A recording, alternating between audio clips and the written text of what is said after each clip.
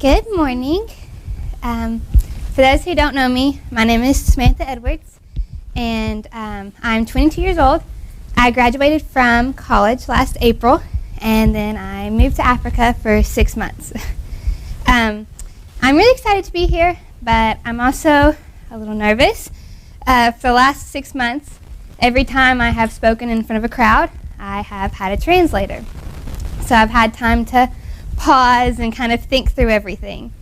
So I talk really fast when I'm excited and nervous, and since I'm both of those, if I start talking fast or you can't understand me, just kind of hold up a hand and I'll try to slow down, but I don't make any promises. This is my first Ladies' Day too.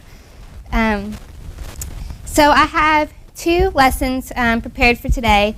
This first one, I'm going to kind of walk through the history of how the work got started where we were in Tanzania. It's a pretty cool story. And then what mission work really means to me personally.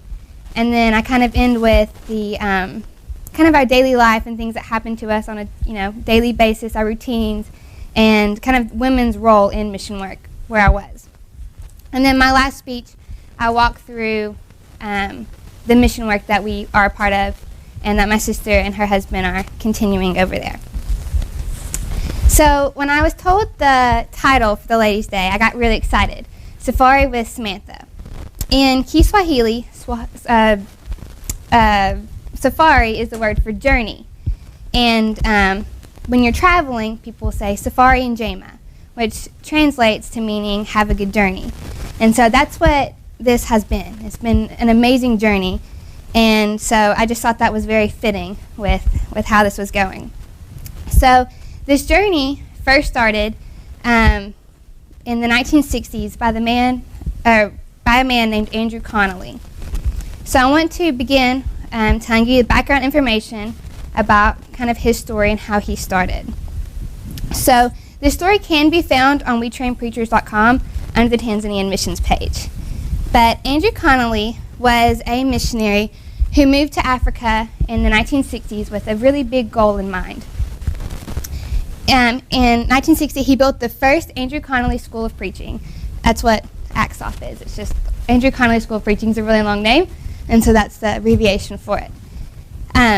So this is the same place that Gary Hill, the minister here, spent many years teaching and preaching at this Andrew Connolly School of Preaching in Chamala.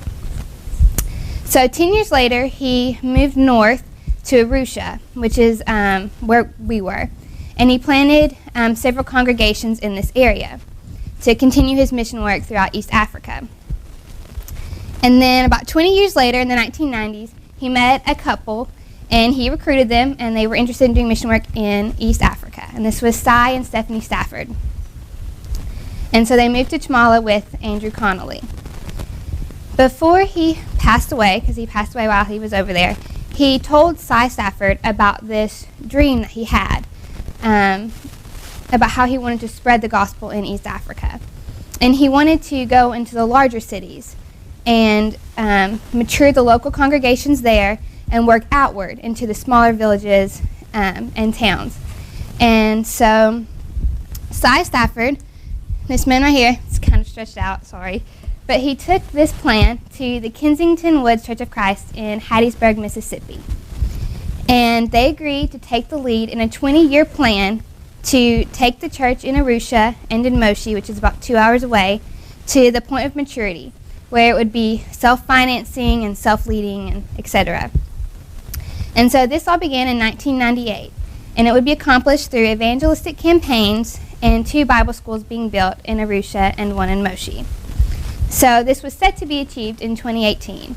And when I went there in 2015-16, both of those schools have already been built and have students. In 2001, the Andrew Connolly School of Preaching was built in the town of Kisongo. This is just outside of the Arusha town where there was already a Bible school built. For the first 10 years, only English-speaking students were admitted into the school. The goal was to train these men in hopes that one day the top students would be able to train the men in their own language. And so in 2010, the Swahili program began. at the Andrew Connolly School of Preaching in Kisongo. So this brings me up to date. As of now, 2016, the Tanzanians are the directors and the teachers of the preaching school. We actually got to be at the graduation ceremony where they announced the new directors. This first one is Charles, and this is Ahimidiwe. They announced the new directors of the school, and so that was really neat to be able to experience it all being handed over to the locals. And they do have teachers from America who come, just like Gary Hill does, who teach short courses, and they do the master's programs. But the goal that was set so many years ago has been achieved, and so new goals are being made. But we're going to backtrack 2 years so I can tell you how we are connected into the story. In 2014, Gary Hill took a group of us to Chamala, Africa. Among this group were Anna and Justin, Justin's the one being, all the kids are playing with his hair. He had really long hair and they loved it.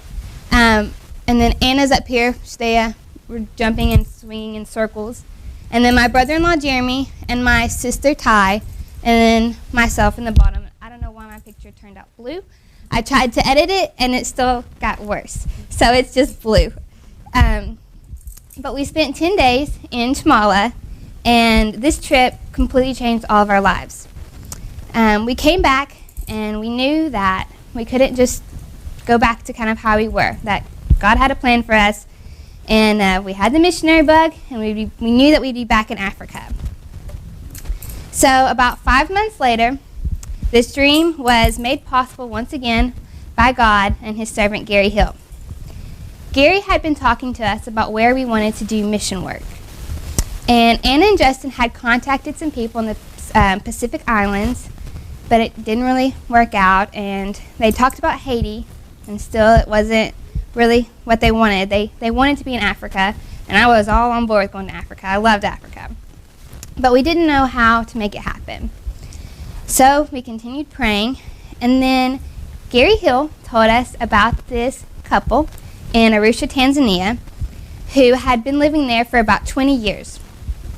And they were looking for new team members because the missionary family there, the Gaines family, who are actually from Kentucky, they had committed to 3 years, and their commitment was up in this summer of 2016.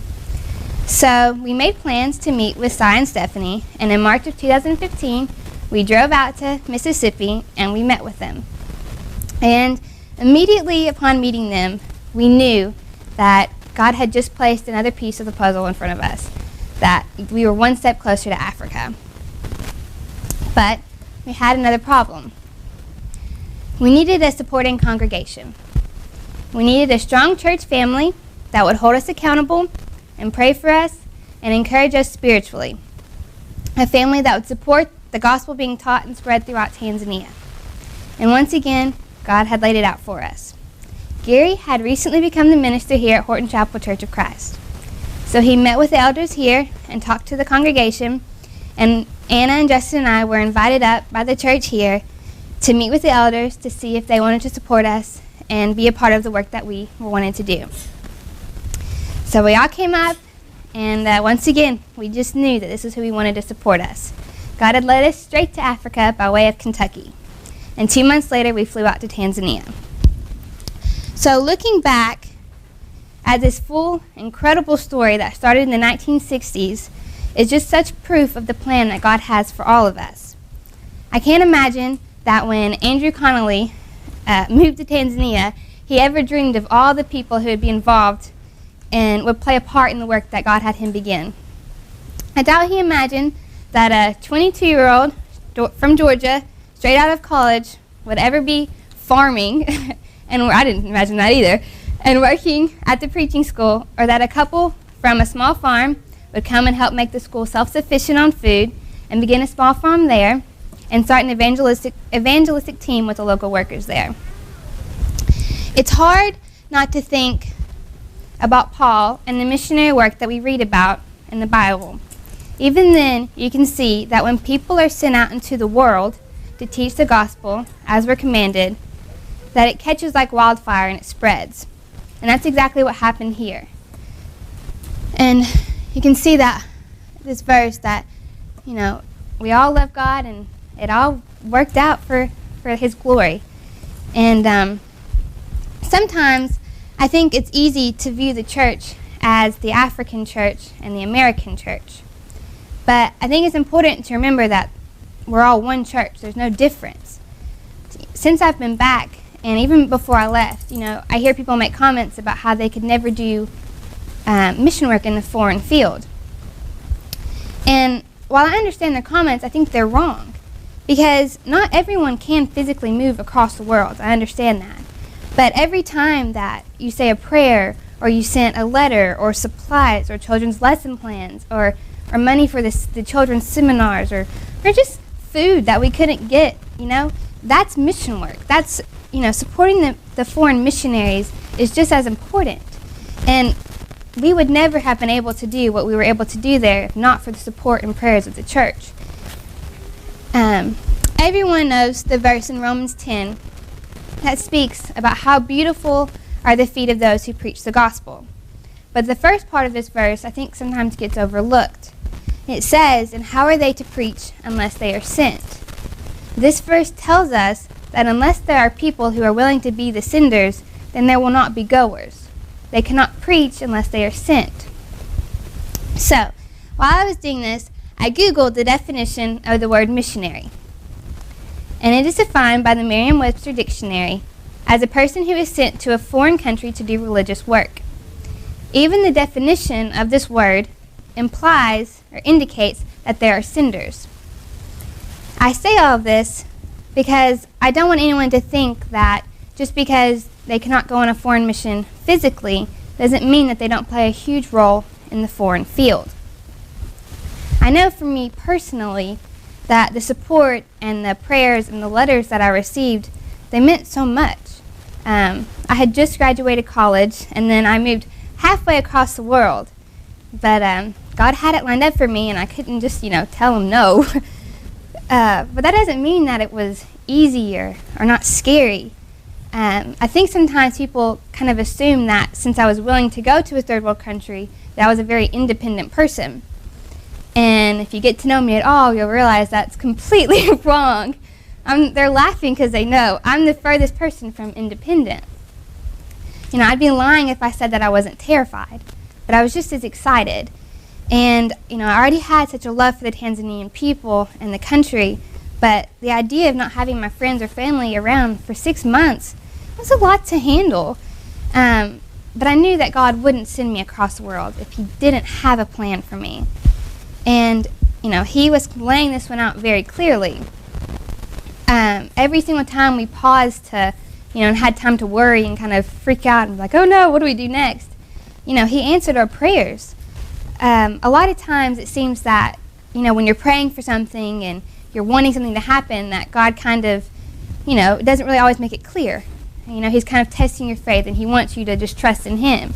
In this case, though, it was like He had shining lights down this path and signs going, go this way. He didn't want us to miss out. He laid it all out. But we could clearly see that what He was doing for us, but that still didn't make it easy. So I want you to know that it was your prayers and support and supplies that picked us up on some of the days that it was really hard to be a missionary. Some days you were kind of almost slapped in the face by the harshness of the cultures or just by how hard everything is. Nothing is easy. Even power goes out, all the time. It's never consistent. But to come home and, sit on the couch and kind of have time to read through a letter that was sent or, and it says that you're being prayed for, or have the children's supplies to go through and organize and get ready for teaching, it kind of helped me to remember the big picture, that God never tells us that being a Christian is easy, but He tells us it's worth it. And I think that we have the opportunity, and that we have the opportunity to go out and teach others about salvation and the hope that we find in Jesus Christ. And I think that's what mission work is. It's ups and downs, but it's the church working together to spread the gospel. It's not just one person. Everyone has their role in the life that, God has blessed us with. We all have different talents, and we are all used to grow His kingdom. But for for those of you who are interested in mission work and are able to go to another country, you should definitely go. Because we are commanded to go throughout the world and spread the gospel. It is our responsibility. But it'll also change your life, and it will grow your faith. So, on this note, I'm going to start telling you about what it was like to live over there and kind of our daily challenges and the roles that the women have in mission work. And if I'm talking too fast, just tell me to slow down. So, before going, I had obviously been forewarned about culture shock. Life in a third world country is completely different. You know, everything in America is automatic. You get everything immediately. And over there, you don't. You even have to use, a water bottle to brush your teeth. You can't just turn on the faucet and brush your teeth. But this doesn't make it wrong or bad in most of the scenarios. And that's something I kind of want you to keep in mind as we go through this. Things are just different. And in Africa, being a missionary, you kind of get thrown into everything last minute. So you have to be very flexible and willing to work and do whatever you're needed to do. For example, we flew into the Kilimanjaro airport and we were picked up by Daniel Gaines, one of the American missionaries. And on our ride home, and it's like, almost midnight at this point, and I've been on a plane for like 22 hours, and all I really want to do is like have a snack and go to bed. But Daniel's telling me that there's a library at the Andrew Connolly School of Preaching that needs to be organized, and that they really want someone who can train a librarian to keep it organized and just kind of really help out with all the students who need the books there. And he asked if I will do it. So I've been in Africa for about maybe an hour, and I already have a new job. But I was excited and ready to, to begin working. So, and Daniel was very encouraging and really willing to help me with anything. I had a lot of questions, and so he was really willing to help me with all of it. And that's kind of something that's rare. Typically, you don't have a lot of time to get help and plan. But that's something kind of you always have to be prepared for. Everything you do and plan for changes daily, and you aren't really given much of a heads up. But a lot of situations, when I come to mind, when I think of all the times that we or the other missionaries that came over were thrown into stuff last minute. Justin had never preached before he moved to Africa. He had taught a small groups class the previous summer over Acts, but he had never preached in front of a congregation. And 2 weeks into moving to Africa, the Tanzanian Leadership Conference came up. This is a conference where preachers from all over East Africa, America, we also had a preacher from Cambodia, so preachers from all over the world come and teach lessons about the gospel and leadership to the preaching students from, different surrounding areas. We even had students from Kenya come. So the preachers are all scheduled in advance, and pretty much all of them, except for Justin, have gone to school for preaching and have Bible degrees. So the conference started on a Thursday, and every Monday the men all had a meeting at the school.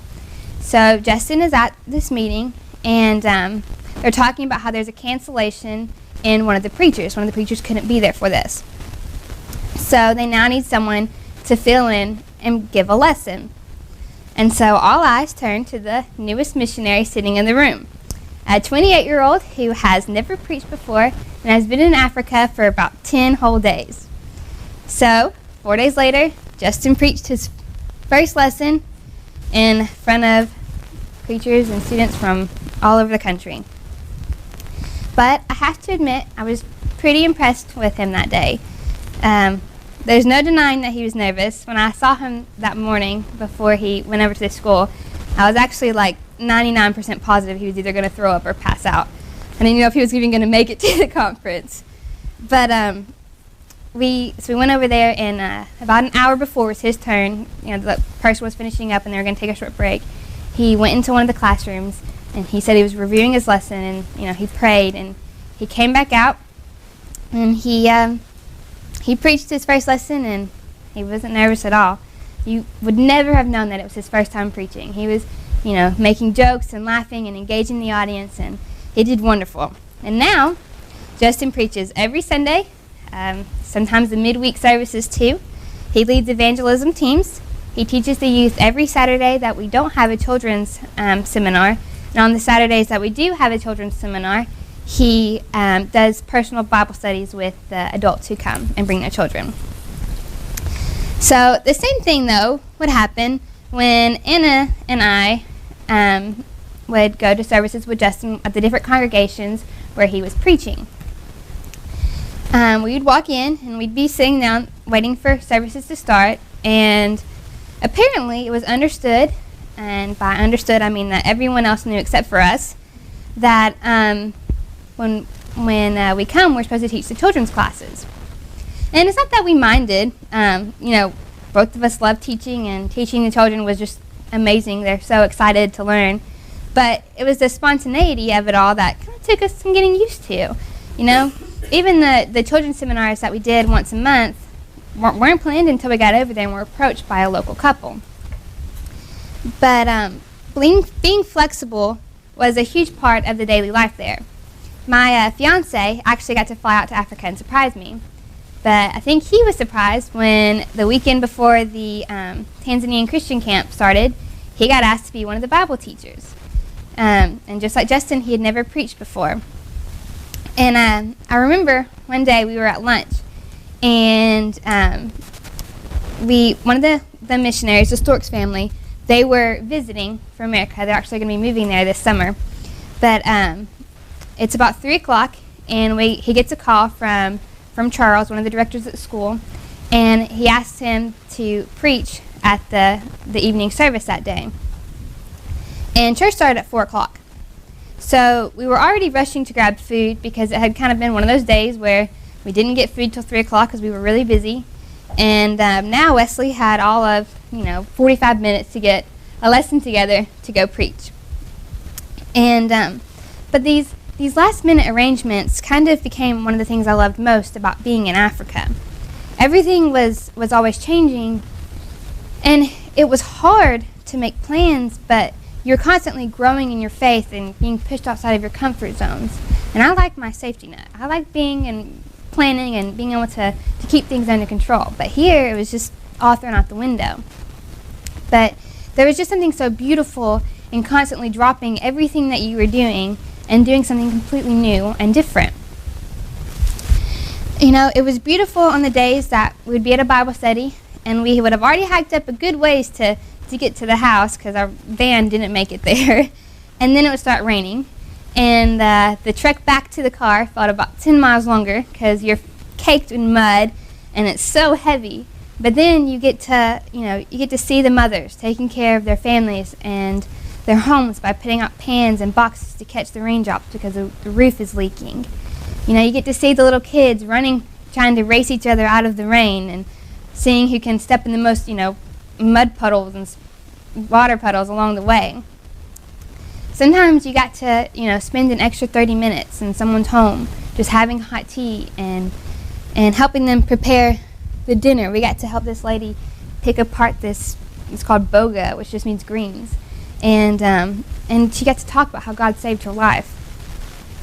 And some days you got to make the trek to church in the pouring down rain, and you have to walk to the building in the mud, and it's all up your legs and all covered in your dress, and you look around in the building and you see that everyone else is there too.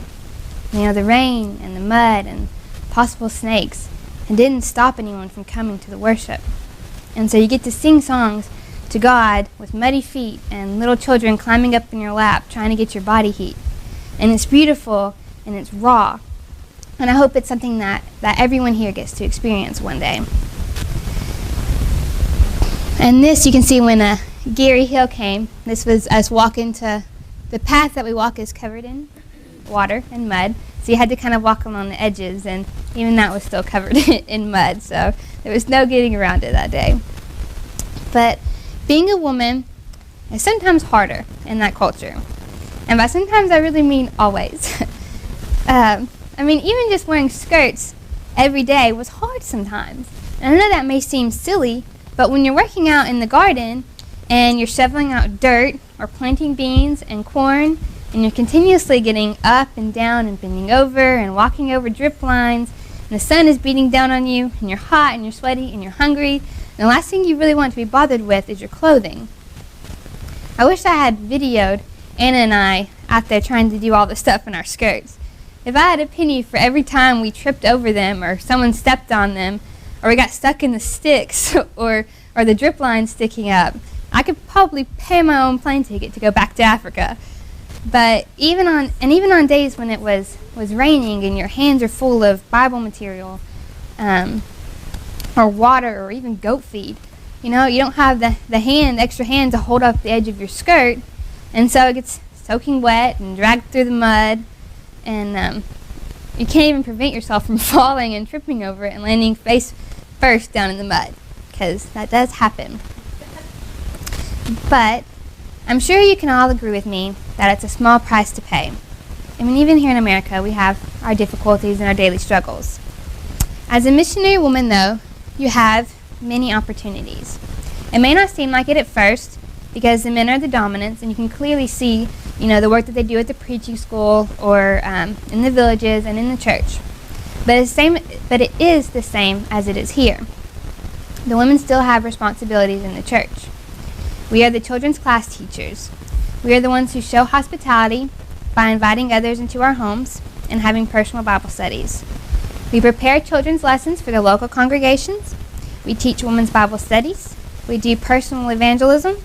We write cards and send letters and pray for each other. Women tend to be more aware and in tune with other people's feelings and emotions. And I think this is a strength that God gave us. He created us this way to help us be more aware and more able to help others find Him. We lead others to Christ by using the Bible and the tools He gave us.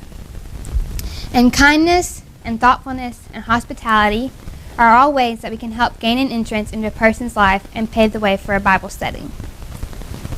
But women have to know their Bible too. We don't get to heaven through our families or our husbands. And this was something that we really focused on, and in the next lesson I talk more about our women's ministry. But overall, this was my first real insight into women's work in the church and in the mission field. And just how women in a different culture view life. And for a lot of women over there, life is really hard. They spend all day cooking because everything there is homemade and built over a fire.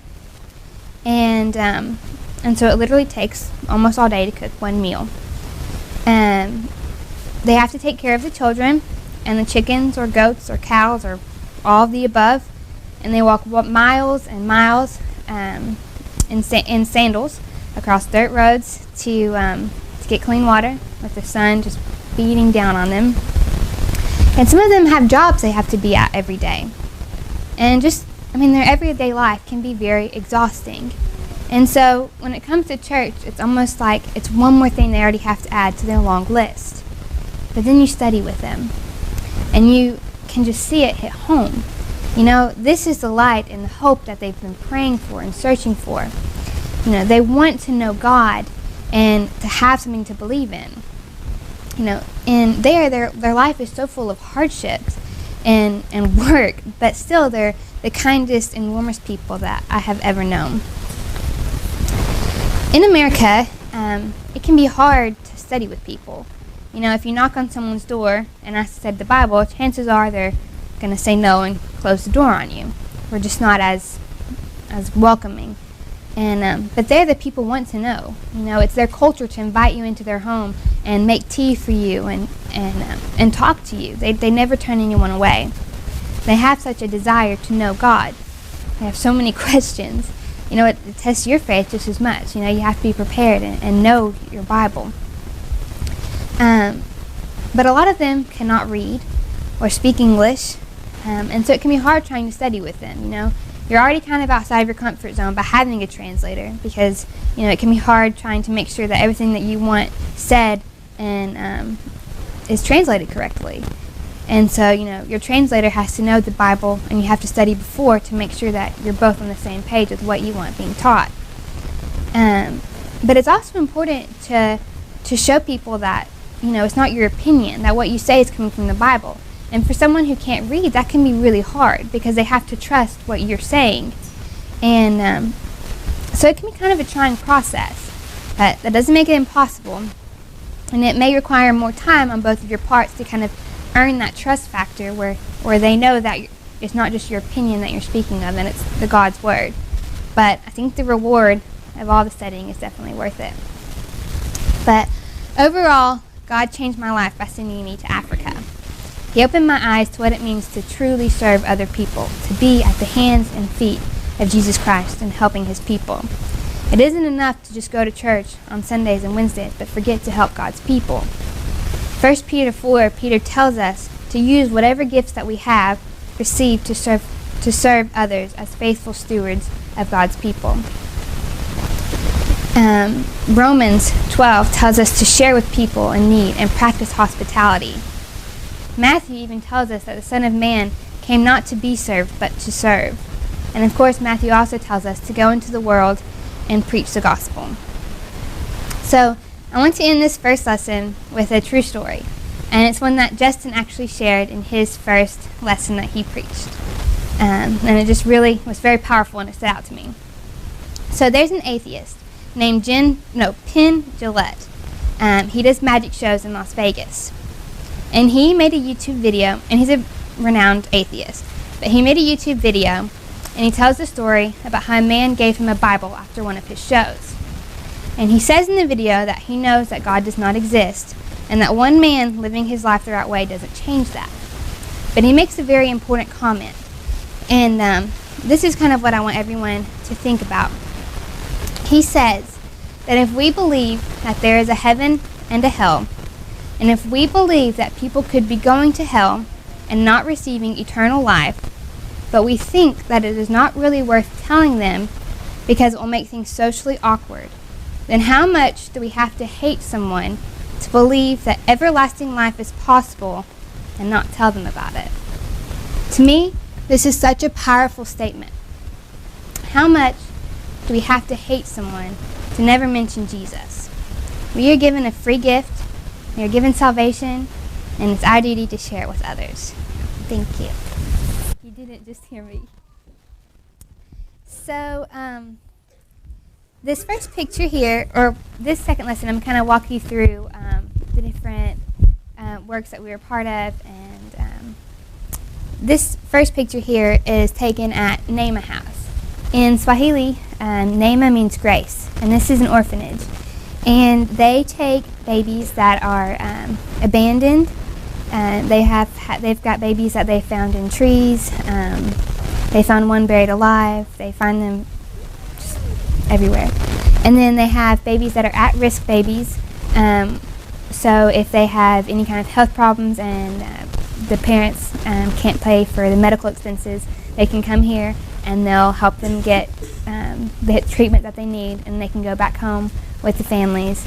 And then they also take just orphans that have, parents have passed away and grandmothers can't keep it, or sometimes they'll take them while they're infants, and once they're kind of older, they can bring them back to the villages and give them to the grandparents, and so it's not so much strain on them and taking care of a newborn.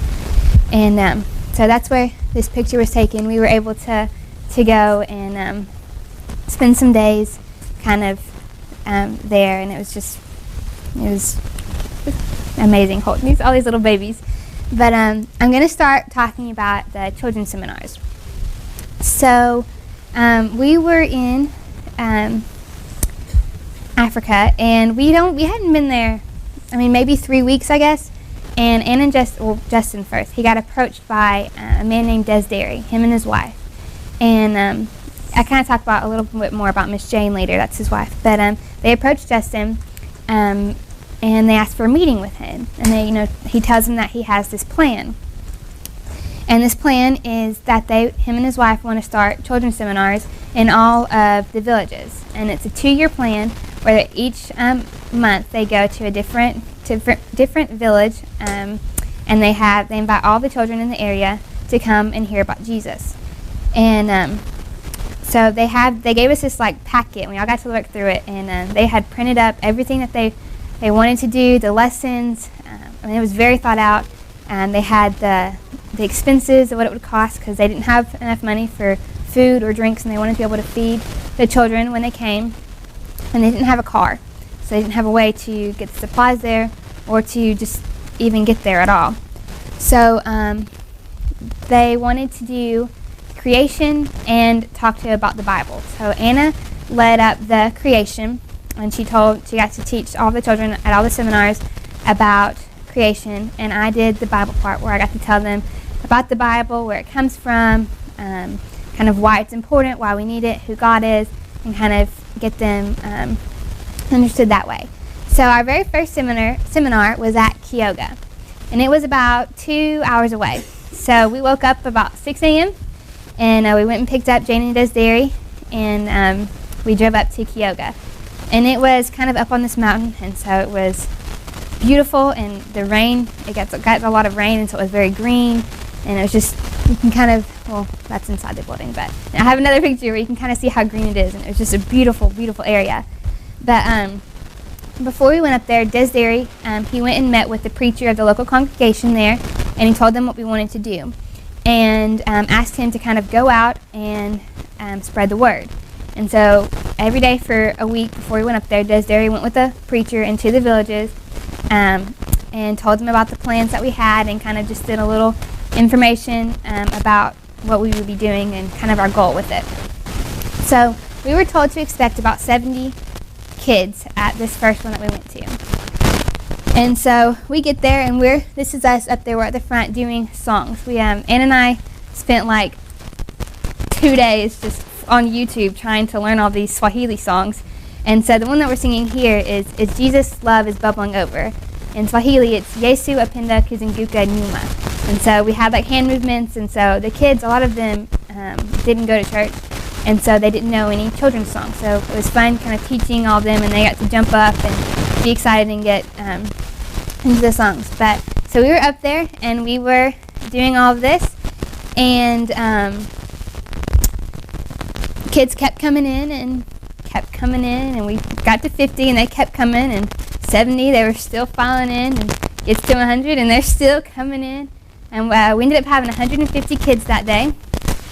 And then we had about 50 adults show up to do Bible studies with Justin, which is something that we weren't even expecting. We didn't know that parents would be coming. And so it was a wonderful opportunity that Justin got to, and Desiree, the translator, got to study with all of these adults. And in this picture right here, you can see the children walk themselves. Everywhere you go, you see children walking alone. They walk themselves to church, they walk themselves to school.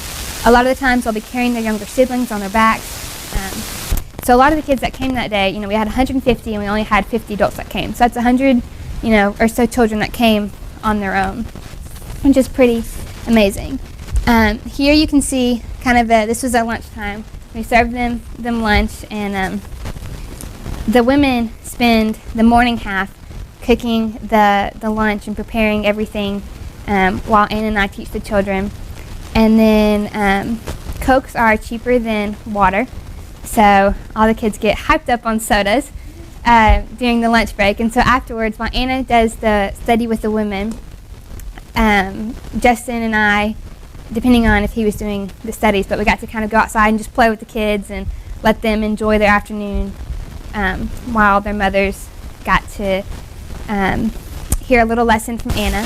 She talked to them about how to teach children. Because over there, children don't really have time to be children. Their responsibilities start at a very young age. So Anna kind of talked to them about how to teach children on their level, which is kind of a foreign concept to them. And so she kind of used the story of Noah as a reference. She talks about how there's this huge flood that comes, and an ark is built. And these kids have never seen the ocean, so they've never even seen a boat. And so she, tells them how can, they know what this is and understand the story, without you kind of explaining it to them and teaching it to them on their level. So I talk about the Arusha resource room in a minute, and you'll kind of hear the different resources that they have that are available for them to use. And we show them examples of how they can use these different resources, and so they can explain these stories to the children. Here you can see how beautiful it was. I was outside. Thankfully, I had these huge trees over me, so I wasn't getting super sunburned, because it's real easy to get a lot of sun. So then our second children's seminar was at Karatu.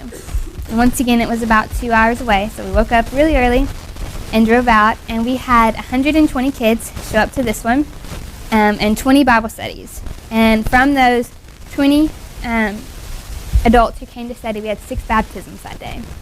So that was really exciting. And then we also had 20 women who showed up to study with Anna. And at this one, we also had some friends who, the Stork family and then my fiance I talked about earlier, they got to come and kind of experience all this with us. So here you can see Justin. A lot of the kids had never had crayons or had colored before, so Justin was helping this little boy, and you can see how happy the little kid is to see that it marks on the paper and he got to color.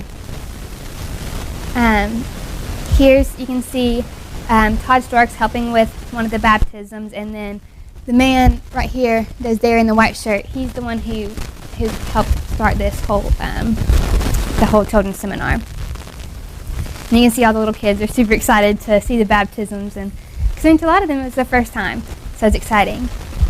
But since we had more people, we were able to get the kids into large groups. And here you can see me and Haley Storks, or Norman now, she just got married before moving to Africa. We had these balls, like basketballs and beach balls and stuff, sent over. So Ann and I wrote numbers on them, 1 through 7. And so we had the kids get in circles of different groups, and they got to toss the ball, and whatever number it landed on, they had to tell us what happened on that day of creation. So that lasted for about 30 minutes. And then they were ready to play. And so since we had a lot of people, it was fun just being able to run free with the kids and spend the afternoon playing while Anna taught the women. Mtuumbo was our third seminar. And this was by far the hardest day that I have ever experienced. This day we came face to face with the harsh reality that is a part of the Maasai tribe's culture. Just a little background. The Maasai are a warrior tribe.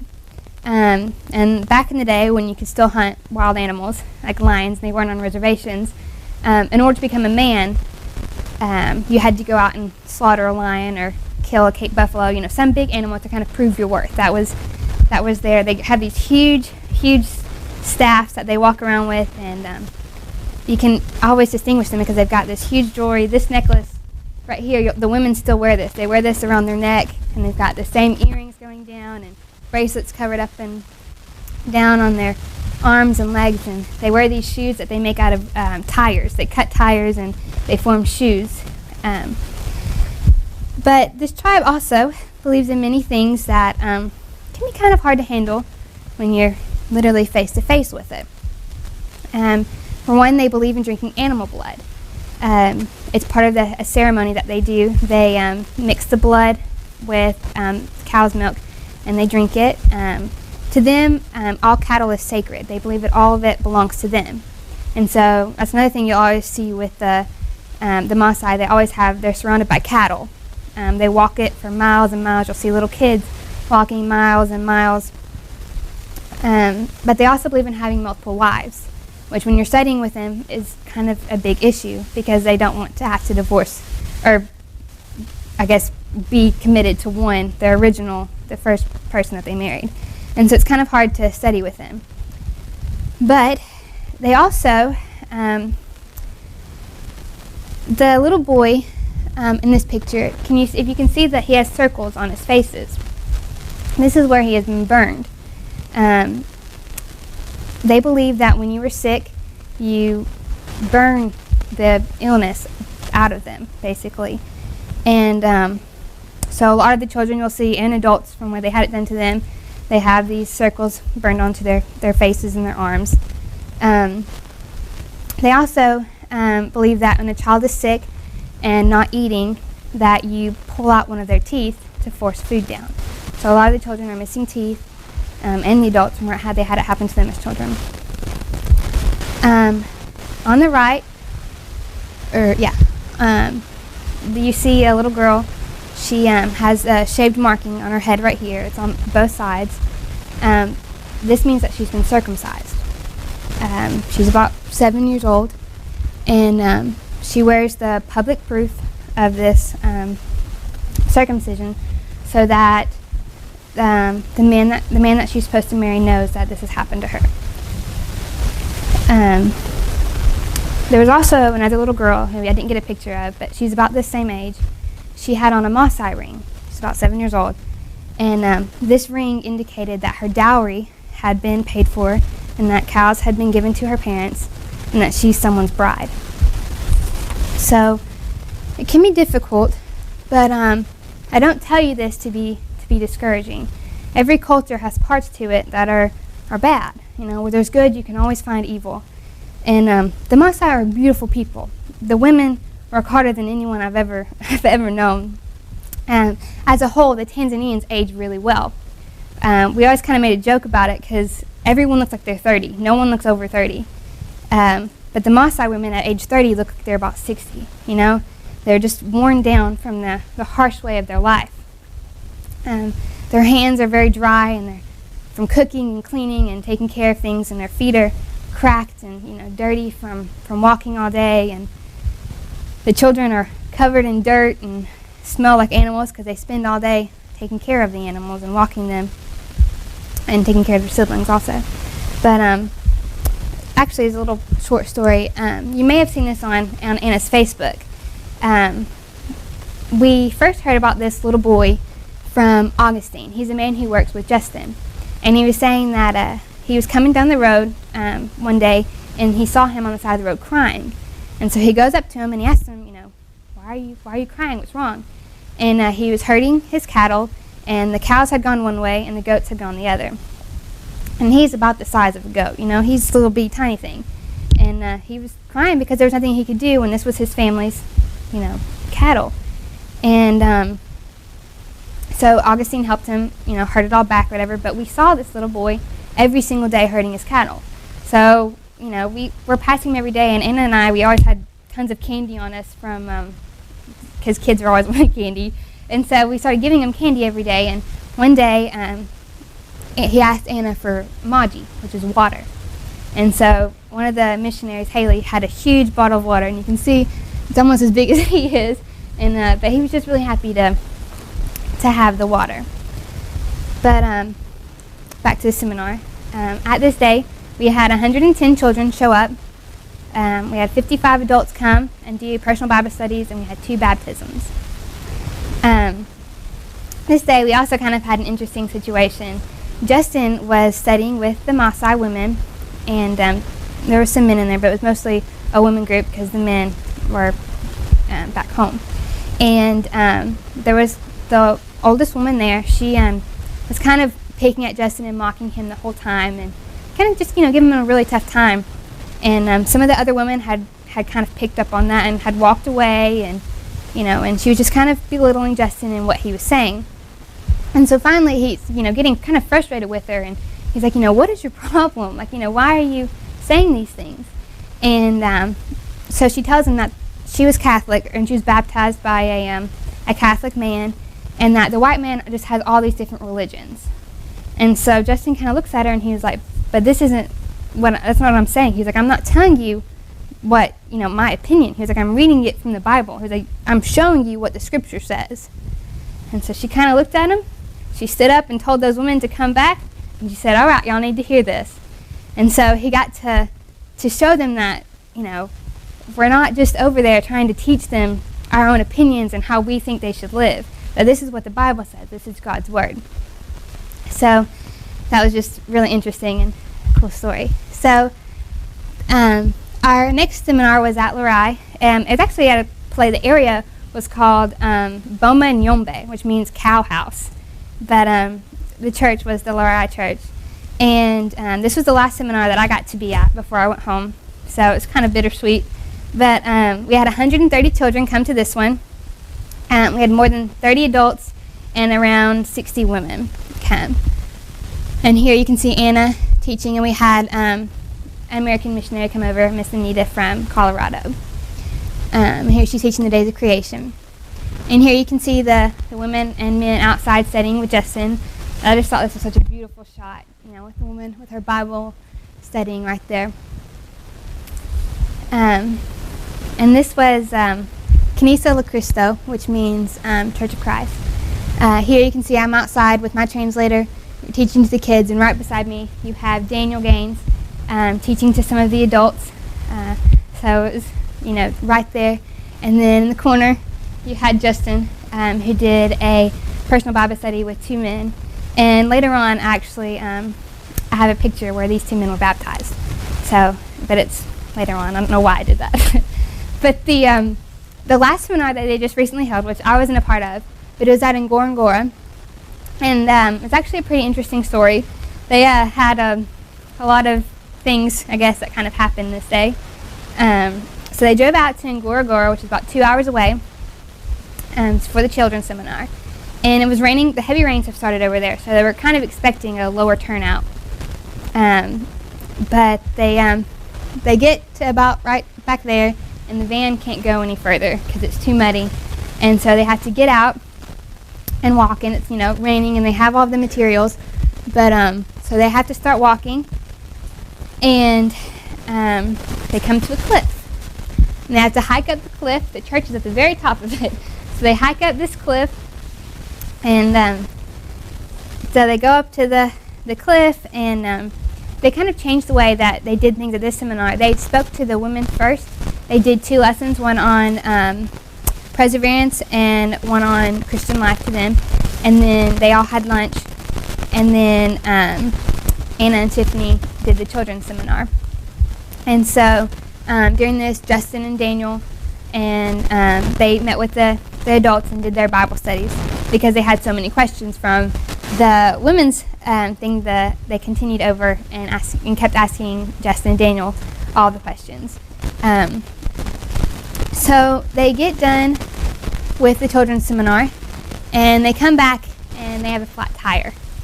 And since it was raining and muddy, they couldn't get the car jacked up. So Daniel, and you can see Mason, he's one of the newest missionaries who just moved over there. They had to lift the car up so that Justin could crawl down up under the car in the mud to lift it up to change the tire. So it was a pretty big adventure, but I was joking with them about it, and they were like, we loved it. It's, just another day in Africa. So they all enjoyed it. Here you can see, I don't know why I didn't put the full picture of the house, but all the children are crammed inside this. It's someone's house because the church. Here you can see Anna teaching to them, but this is their church. This is the church that they attend every Sunday. It's just a tarp held up by sticks, and the adults were in there, so they had the children all go into this little home, and they were able to teach them and do the seminars. With a few different lessons there. So nothing quite went the way that it was expected, but just another day in Africa, and it all turned out for the glory of God anyway. So pretty amazing. So while I was over there, I got to teach class to the children every Sunday, which was really fun. Thanks to all the supplies that y'all sent, I was able to have crafts for them to do. And then when I first started, I had about 15 children. And then when I left, my last Sunday, we had continuously gone up and had about 40 children come into my class. So I had them study. We studied Genesis and Exodus. We did, the whole plan is to do a character study. And Anna still continue it. And here you can see my, you can't really, Happiness, she's my translator, and the one beside her is Phyllis. And they're the ones who are teaching the class now, along with Anna. So they're kind of keeping the character study going through. And then they had to do a memory verse every week. And once they got 5 memory verses, they got these mandazis, which is kind of just like a fried bread donut type thing. And then after 10, which happened to fall on my very last Sunday there, the whole class got a surprise. So they all got cookies. And they were Girl Scout cookies that got sent from Kentucky. So that was really exciting, and it was just perfect timing. Here you can see just 2 of my kids. They're just really cute, and I could not share the pictures. But in the background, the very small background that you can see, this is when we studied Moses. And Anna and I got a blue tarp from the farm, and we printed out a bunch of fish and colored them and taped them to it so they got to feel like they were in the Red Sea, and Moses parted it for them. So this is, in Swahili, obviously, I'm going to walk through it, but this is the book of Genesis that I did with them. Mwanzo means the beginning, or Genesis. And then Musa is Moses. So Genesis was written by Moses. They had to know this every week. This is what we went through. And they had to know each chapter, creation. Chapter 3 was the Nyoka chapter, which is the snake chapter. And they also had to memorize they're studying the line of Jesus. And so it started with Adam, Seth, Noah, and it goes on. And Judah is underlined because I had them memorize they had to memorize the 12 sons of Jacob, and then they had to know the 12 tribes of Israel, and that Jesus came from Judah. And so it was really fun when we finally got to this week, and you could see them kind of understanding that the Old Testament still connects to the New Testament. So it was really, really fun to get to experience all of that. And then here's just some pictures with my kids. These kids right here, Priska and Samueli, these are two kids that Anna is actually tutoring. So that's really fun for her. And they're the son and daughter of Augustine, who is helping Justin with the farm, or Justin's helping him with the farm. Augustine's going to be the one in charge of all. And then here's some more pictures we have Shadrach and Nicodemus and Abishai. And they're just really cute, and I could not share my pictures with my kids. So there's all of those. So women's ministry. So when we got there, we were kind of talking with the women, and because Anna wanted to start our women's class, and I just wanted to hang out with little children and teach them. But she kind of noticed that even with the Christian women, that they didn't really know the timeline. That to them, Paul and Abraham could have been in the same time period. They didn't really understand kind of the fluidity of the Bible and how it all goes together, and the history and the prophecies, and how it all, amazing of a story it is, because everything that happened was said in the Old Testament kind of came true in the New Testament. And so she started a women's class, but this summer she's getting together a women's seminar. She's really excited about it. She's been working with Miss Jane, the woman who started the children's seminar, and Makunde, who's one of Miss Jane's friends. And she's going to hold a seminar, and she's going to teach them the difference in the Testaments, who the patriarchs are, kind of like what each book is about, and how to study the Bible. She also plans to have small books in Kiswahili made with all the information in them so that they can learn the Bible basics and begin studying.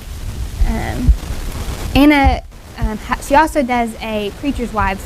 The Preacher's Wives already had a meeting once a month, and then Anna and I got invited to go to it. And so this is kind of where we started picking up on all these things. And so she started doing kind of the same process with them, and they really seemed to enjoy it, so she decided to hold the seminar. So she's hopefully going to get that, and the women can be more informed on the Bible. So the Arusha Resource Room. Miss Jane, she's the one in the polka dot, and her husband Desiree. They live at the Arusha Bible School. He's one of the teachers there, and they're the couple who started the seminars and are helping with the women's seminar. But this is where all the resources get sent, except for ours. Ours we use for the stuff that we are doing personally, but this is for all the stuff that has been sent over the years for all of the surrounding congregations. Miss Jane makes lessons for all the women who teach Sunday school classes, and she gives them months of lessons at a time, because Arusha's pretty far away to travel. Some of them, are going 2 hours to get there. So she gives them, months at a time. But a lot of the women cannot read, so they want to teach, but they can't read the Bible stories. And so she teaches them the lesson, teaches them how to use the crafts, and helps them prepare so that they can teach the children at their church. But also, for the ones who can read, a lot of the supplies that's sent is in English. And so she translates it for them into Kiswahili so they can use it. And she's just an amazing woman. She has her hands in almost everything that you can be a part of. And she also has 3 children and a job. So, and she's the only woman who has gone through the preaching school. So she is incredible. But at one of our children's seminars, at the Luray one, my last children's seminar, Justin and Daniel were studying, with the adults, and one of the women kept her notes. She was up from the Pentecostal church, and she brought her notes to her preacher and asked him why they teach the things they do when it is not what the Bible says. So the preacher contacted a man named Nestor, and he does a lot of evangelism in the area, and he also has done a lot of translating for us. And so he contacted Nestor and said that he wanted to study the Bible. So Nestor and Daniel Gaines went and met with the preacher. And the preacher, they went through the Bible, and the preacher got really excited, and he was like, well, I want you to come preach to our congregation. So in this picture, you can see Justin and Nestor preaching to the Pentecostal church. And we just got, I guess 2 days ago, Daniel Gaines sent a message that May 15th, they're going to be holding a seminar at the Pentecostal church. The men are going to be teaching lessons, and the women have been invited to teach the children. So Anna and Tiffany and Haley will be able to go and do studies with the children while the men teach the adults of the congregation about Jesus. So everyone's really excited and kind of amazed that God opened up this huge door for to teach an entire congregation. So please continue to keep that in your prayers because we're all just really, really, really excited. So personal evangelism. The men that I showed Justin teaching with earlier, these are where they got baptized in the river right there at the seminar. So, we did weekly Bible studies with women in the area, and sometimes we did them in the area. Sometimes we went, an hour or 2 hours away with Miss Jane to meet with these women to study. And when visitors come, a lot of the missionaries, that's what we have them do, is they're be the ones doing the personal Bible studies and meeting with the people and really teaching them about Jesus. So they do a lot of personal evangelism. Justin also, with the farmers and all the workers that he has, he started up every Thursday. They do personal evangelism. They go into the villages and they don't work that whole day, and they spend that day teaching and spreading the gospel. So that's been a really big hit. A lot of them have, they spend all day working in the farm and they don't get to go out and do as much evangelism. So they take an entire day to go out and spread the gospel. The evangelism team, this is headed up by the Tanzanians. They pick a spot for 2 years and they stay there and they evangelize that village or town. And this year it has been in Giorgini. It ends this year, so I think they had the spot picked for next year, but I'm not quite sure where it is.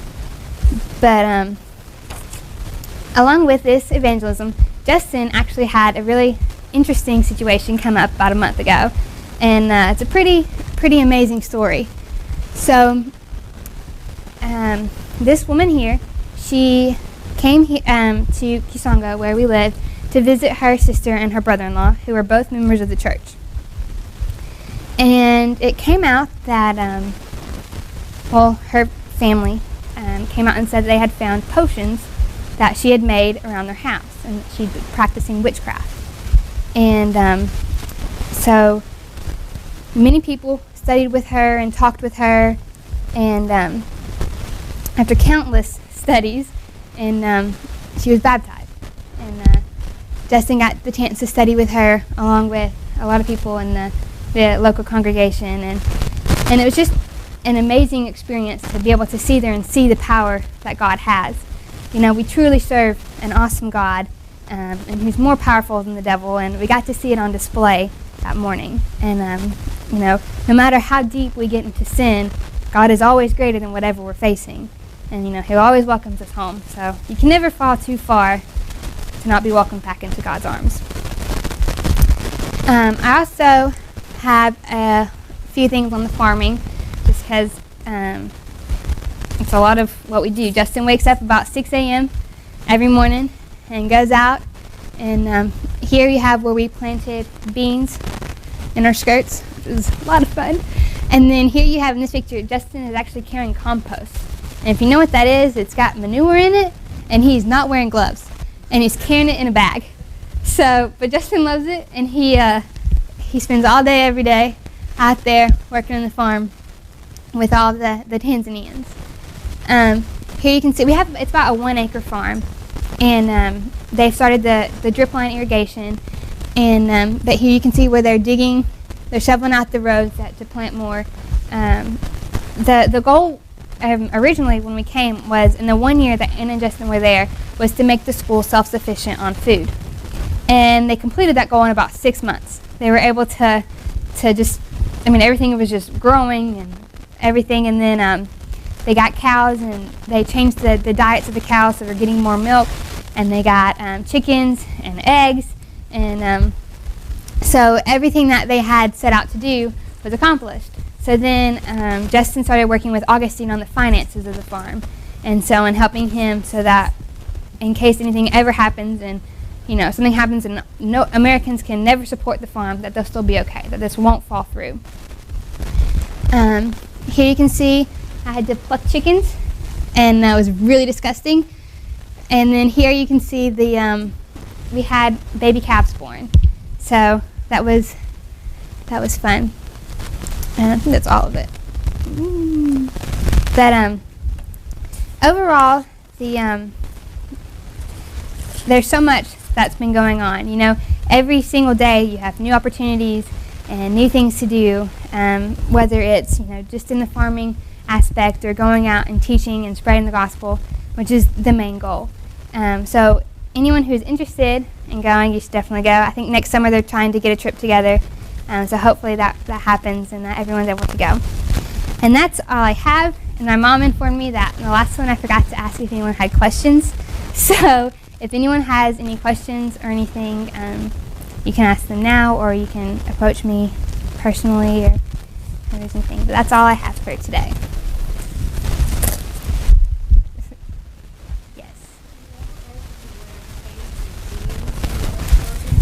Not when we were working at the school. Well, I take it back. When there were no students, because there is a time when the students leave to go home. It's just like their break.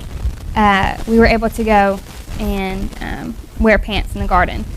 But if there were students and preachers kind of around, we were asked to wear skirts so as not to offend anyone, because it is the culture. But if we were going into town, because town is more touristy, and so they're kind of used to it, it was okay. But anytime we went into the villages or to the school or anywhere where members of the church were, we were asked to wear skirts. So that was interesting.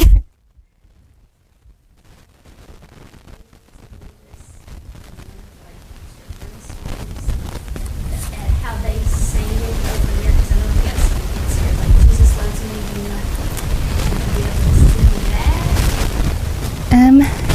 Well, Jesus Loves Me is actually kind of long. And I don't really remember all of the words to it. There were certain parts that I was thankful to have translators. But I can do the Jesus Love is Bubbling Over. It's one of those 4 words. And as you go through it, you kind of, you do like different noises. So you kind of do that. But there was another song we did. I just can't remember what it was. I'm nervous since you got me on spot. No. I just can't remember what it was, but the Yesu Upendo Kuzunguka Nyuma it's a pretty easy song to learn if y'all want to hear it. Do it real slow. Yeah. Yesu is Jesus, so Yesu. Upendo is love. Yesu Upendo. Kuzunguka is bubbling. So Kuzunguka Yesu Upendo Kuzunguka Nyuma. Nyuma is over. So Yesu Upendo Kuzunguka Nyuma. We have hand movements with it, so you have to do those with me.